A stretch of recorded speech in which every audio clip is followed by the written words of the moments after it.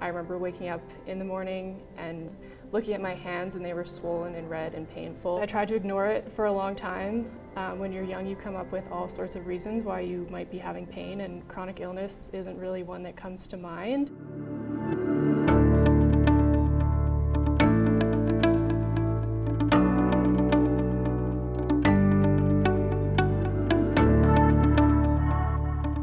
My name is Charlotte, and I was diagnosed with rheumatoid arthritis when I was 23.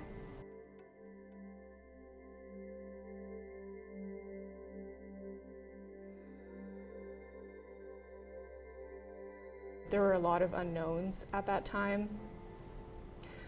I didn't know if my body was going to respond to the medications that I was being offered. I didn't know how debilitating my disease was going to become. And you immediately start flashing forward through your life and thinking about things that you might not be able to do if your body isn't working the way that you want it to.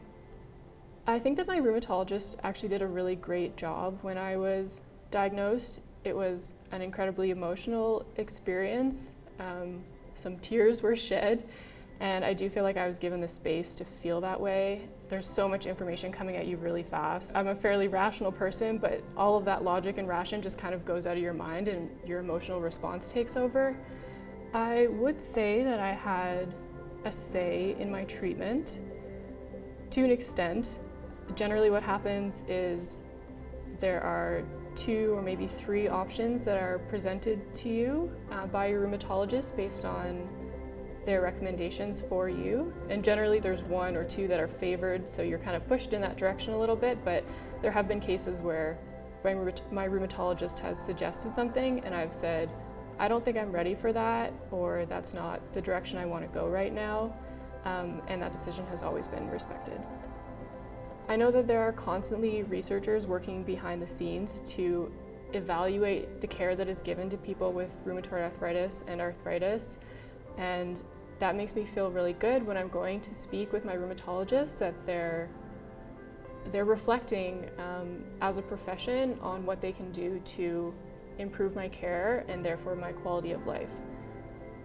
I consider there to be 2 parts of the care equation, one of which is what I can do myself in terms of taking my medications, leading a healthy lifestyle in terms of getting physical activity and nourishing my body with good food and keeping stress down.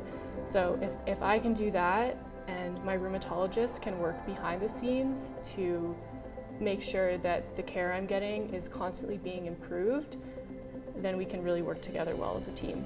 Open a dialogue with your rheumatologist, ask them how decisions are made or why they're making a certain decision or suggestion for your care. The ultimate aim of research is always to find a cure, but that can be really, really difficult to do, and it's important that in the meantime we're also doing research that allows us to improve the quality of life for people who are living with disease until the time when there is a cure.